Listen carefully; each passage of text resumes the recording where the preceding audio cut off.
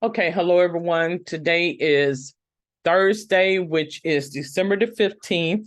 And in this podcast, I go over topics in regards to the paranormal, occult, supernatural. I like to state that this podcast is for entertainment purposes. And so I'm going to briefly dive into this next topic for today, which is astrology. What exactly is astrology? I think when you begin to get in, get on your spiritual hiatus or spiritual awakening, God has a way of conveying things to us apart from, and you'll begin to see parallels, sequences over time, and how God will use whom He will, who He may, to convey a message in regards to our life experience. So astrology is a type of divination that involves the forecasting of earthly and human events through the observation and interpretation of the fixed stars, the sun, the moon, and the planets. Devotees believe that an understanding of the influence of the planets and stars on Earth affairs allows them to both predict and affect the destinies of individual groups and nations. Though often regarded as a science throughout its history, astrology is widely considered today to be a diametrically opposed to the findings and theories of modern Western science. So it's a method of predicting mundane events based upon the assumption that the celestial bodies, particularly the planets and the stars considered in their arbitrary combination or configurations called constellations, in some way either determine or indicate changes in the sublunar world. The theoretical basis for this assumption lies historically in Hellenistic philosophy and radically distinguishes astrology from the celestial omens that were first characterized and cataloged in ancient Mesopotamia.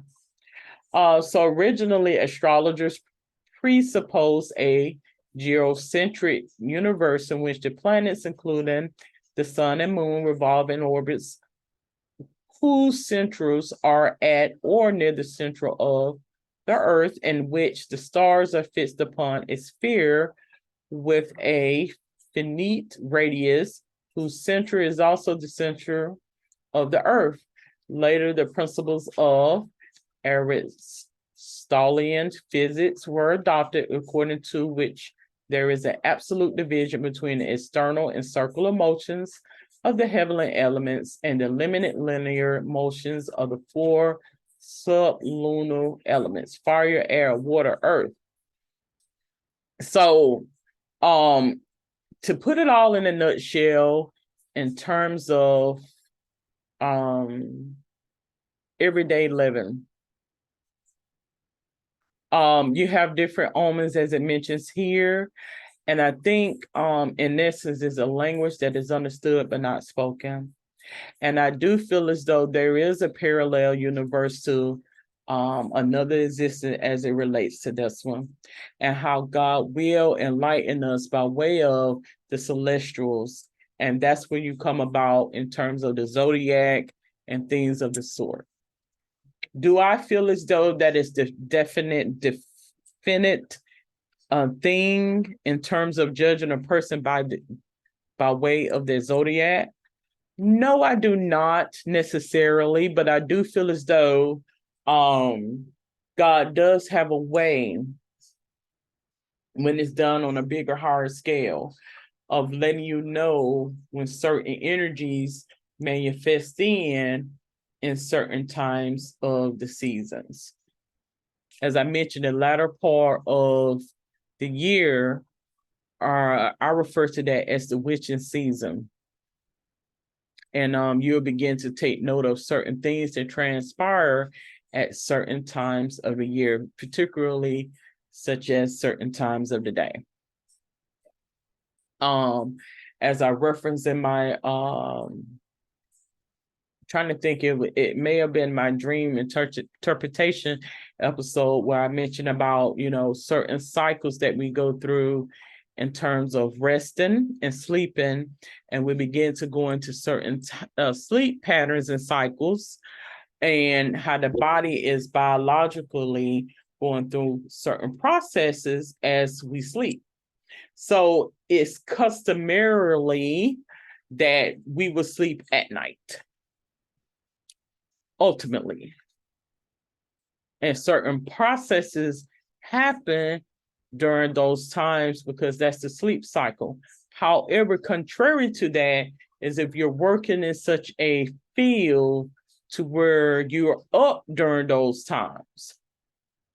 So you may be contrary to what is quote unquote popular or kosher or right. So in essence, do these same processes happen during the day if we are not in agreement as to what is considered a 9 to 5, Monday through Friday, weekends off?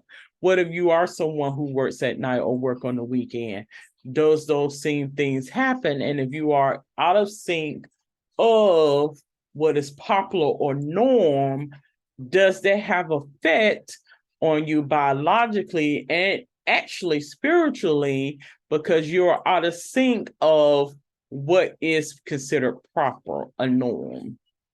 So I referenced that in one of my episodes, and I'm trying to think. I know I did the 7 chakras in terms of blocked or imbalanced chakras when the body is out of sync. And you will begin to see how things manifest themselves. And this is God giving you inclination to let you know when someone perhaps are in a certain spirit-related job field because it's out of tune or out of sync with to be kosher or right.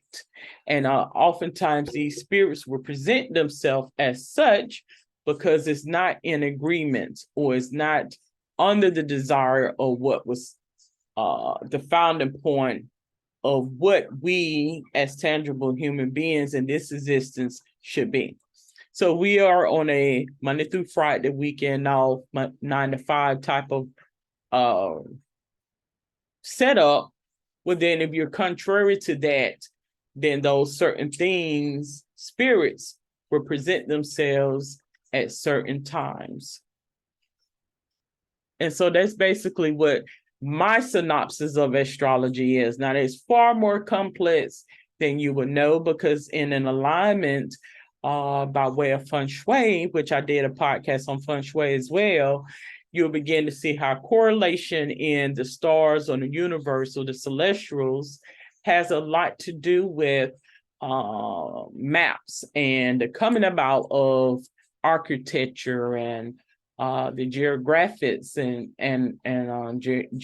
geometry, trigonometry, how all of that come together in our development in this physical sense of the matter.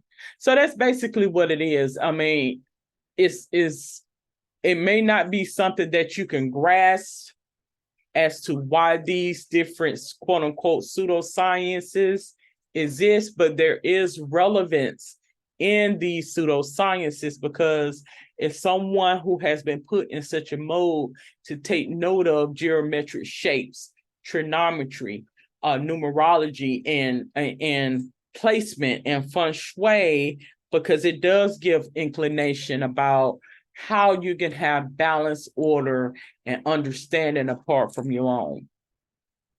Okay, so I do feel as though like astrology, numerology is real. Like numerology, astrology is real, is what I'm getting at.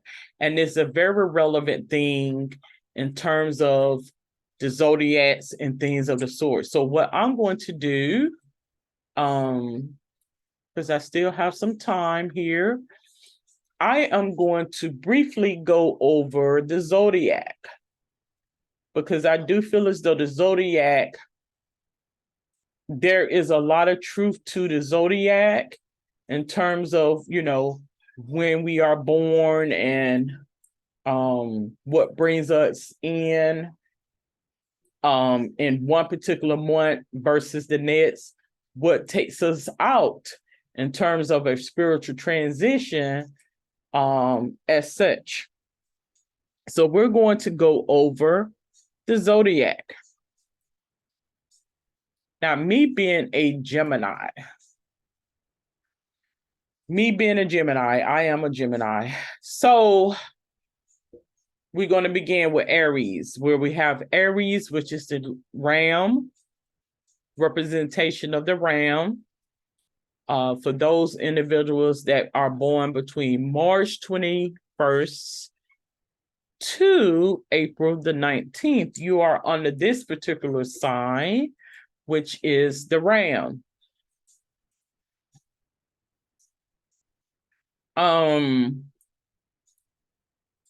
The next zodiac I have here is the Taurus, which is referred to as the bull.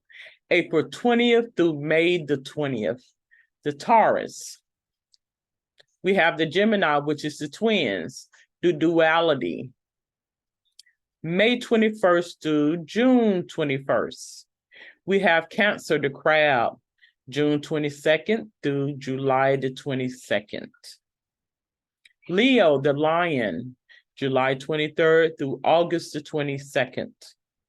Virgo, the virgin, August the 23rd through September the 22nd. Libra, balance. Libra represents the scales or balance. September the 23rd through October the 23rd. We have Scorpius, the scorpion, October the 24th through November the 21st. And these dates may be a little bit off. Sagittarius, the archer, November the 22nd through December the 21st. Capricornus, the goat, December the 22nd through January the 19th. Aquarius, the water sign. Both of my children are Aquariuses. It's the water bearer, January 20th through February the 18th. Pisces, the fish, February the 19th through March the 20th. So I'm not going to go into all of these, but I will click on a couple of these for time purposes.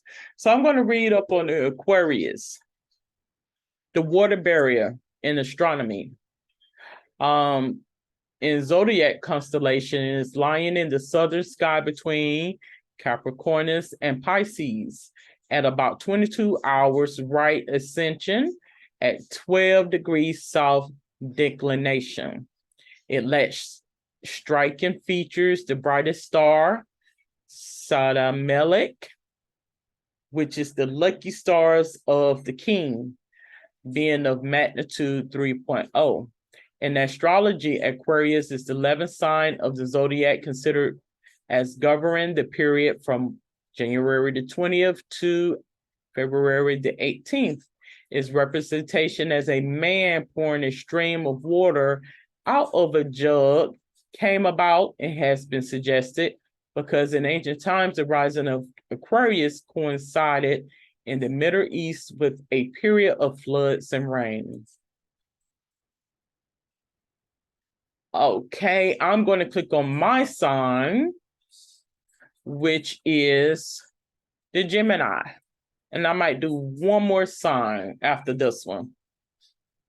So the Gemini, the twins in astrology, the constellation lying in the northern sky between Cancer and Taurus at about 7 hours right of ascension and 22 degrees north declination.